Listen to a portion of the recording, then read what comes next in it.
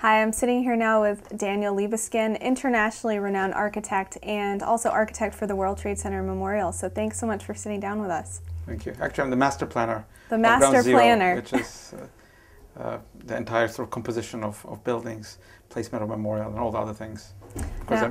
Well, we should begin that you were actually born in Poland, post-war Poland, and moved to the States as a teenager, became a citizen here in 1965. That's right. But I understood that you were quite a talented piano player before giving it up for architecture.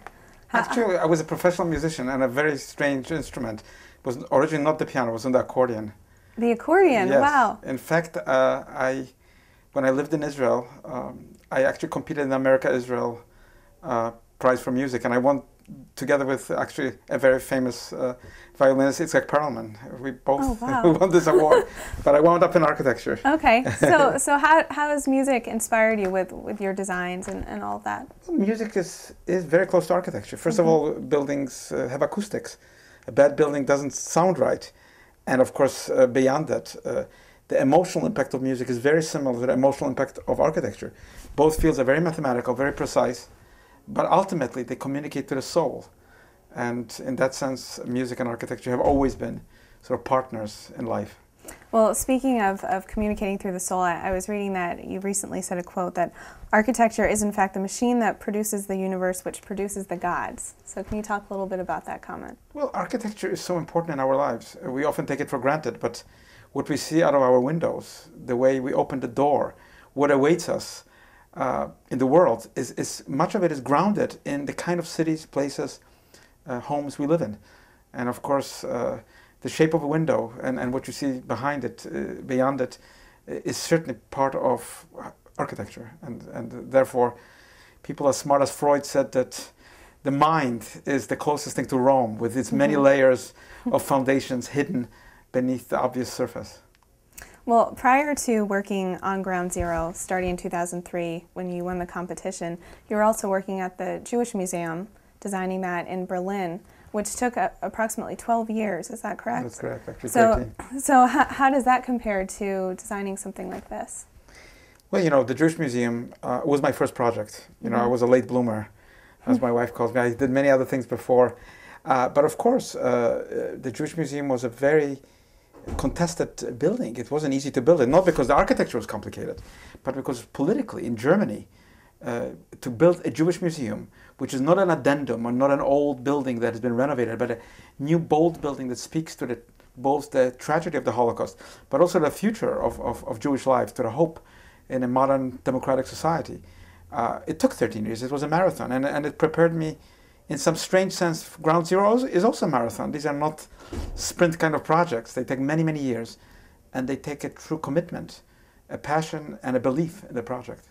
Designing places like the Jewish Museum as well as the Freedom Tower in New York both evoke such emotion from people. How is that, as a designer, as an architect, how do you go about doing that? Well, these projects, whether it's Ground Zero or Jewish Museum or anything that touches on a deep memory and also on tragedy, is difficult, and of course it resonates with people's emotions. It's not just an abstract idea to build a building, some sort of box prettily decorated that you like or you don't like. It's something that belongs really to life, because it connects history through the past into the present and also beyond into the future. So it's not a wonder that these kinds of projects really concern people very much and have, of course, a tremendous impact on people's lives. Talk a little bit about the process of what it's been like to be designing the Ground Zero, because I know that there have been a lot of revisions that have had to be made. Larry Silverstein, the developer, I guess wanted more floor space. Just talk a little bit about that. It's a very complex process. It's highly politicized. You know, it's not just doing some drawings. But what I sought to do is to bring consensus in order to allow the site to be rebuilt. You know, believer as I am in democracy and the democratic process, we have to garner support from all different parties, and there are many stakeholders: families of the victims, investors, the governor of New York, governor of New Jersey, mayor of New York, Port Authority. There's a myriad of interests, and to bring it all together, that is the function of the master plan. And exactly the master plan which I presented to the public is what is being built. Of course it has evolved. Without an evolution, there would be no life. But I think what the public will see in a very short time, when the site becomes accessible, 2009, is exactly the scheme that they saw in the competition, and they'll see it as something important and moving. So you wouldn't say that your master plan has been compromised in any way, even though it has been No, absolutely changed? not. There has been evolution, and I didn't get every aspect. There were compromises, inevitably, as they are, in such a large project, where hundreds of thousands of people will work and live, but I would say that the project's, all the important dimensions of the project, whether it's the Wedge of Light Plaza, whether it's the memorial, importance of the memorial and the footprints and the waterfalls, the slurry wall, the foundation of the site, the Freedom Tower, symbolic, 1776, with platforms at the old World Trade Center heights, the buildings descending in a spiral formation, which really echo the torch on the in the Lady Liberty's hand, which stands really right south of the site. All of those important elements have been preserved in the plan. We should talk about the height. You were just mentioning 1,776 feet with the spire. Apparently, unless there's a building that's going to be built any higher than that, that will be the largest office building in the world. Is that right? It is the tallest building in the world, but you know, I wasn't interested in the tall, because you might have a taller building in Shanghai tomorrow or in Dubai or wherever. I was interested in a building that has a significance, and it is not symbolic in any obvious way. It's symbolic in an important way, because this building stands at ground zero, at the bedrock, rises to a height that has to do with the Declaration of Independence. And let's just think that it's right next to St. Paul's Church, where our first president, President Washington, came to pray after being inaugurated. So again, the history of the place, memory of the place, are important features, not only steel and concrete and glass. The Great Slurry Wall is also very important. Can you talk a little bit about what that represents? The Slurry Wall is that huge wall on the western side of the site, which was revealed during the attack, and it's been sort of a foundation from the beginning of that site, and it lasted through the horrors of the attack. And I thought this wall, as a living foundation, should be made accessible to the public. It will be, I think, a very moving encounter with such an unexpected foundation that was revealed and continues to be revealed to the public as part of the memorial sequence of events, part of the museum and the visitor center. Now, the master plan is also very conscious of taking plenty of precautions as far as safety goes. Can you talk a little bit about those? Well, of course, we have to create a living city. We have to create an open and accessible city that is beautiful, that is at once speaking to the memory of those who perished there in the thousands, but also to the vitality, the freedom, and the liberty that New York is famous for. And it's really to balance these facts, we also have to create something that can learn from the past, from the World Trade Center. We have to build buildings that are safer, buildings that are really created in a different way, and the entire site has to be treated with great care. We live in a vulnerable world.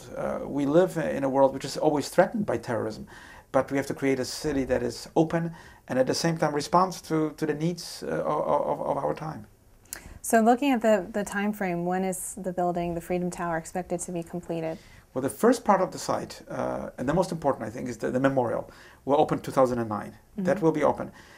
Soon after, the PATH terminal, which is very important, which will bring the public, really, the public transport, and it's a very beautiful station by Santiago Calatrava, will open on that site. 2010, the topping off of the Freedom Tower will commence. So you'll see by 2010, and of course the visitor center and the museum at the same time.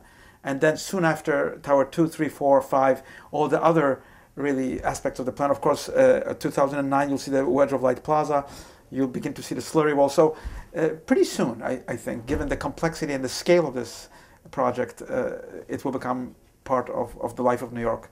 And the city of New York has already guaranteed leasing space, isn't that right, within the building? There are many, of course, possibilities, and life in Lower Manhattan is really resurgent. There is a huge interest in Lower Manhattan, and one of my ideas in creating the plan for Ground Zero was not just to make buildings, but to create a new neighborhood, a neighborhood that is not just about office buildings, but about life of the streets, a neighborhood that can resonate with with the neighborhoods, whether it's Wall Street or Tribeca or Chinatown, Battery Park City, a lively neighborhood that's really open 24 hours, 7 days a week, which will bring new life into this once devastated area.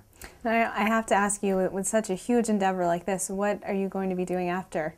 And any idea? Well, I'm lucky that it's fortunately not my only project. It started as being the center, but I'm a lucky architect. We have more than 40 projects in our office in New York, all over the world, and of course that's very lucky, and I'm thankful for that.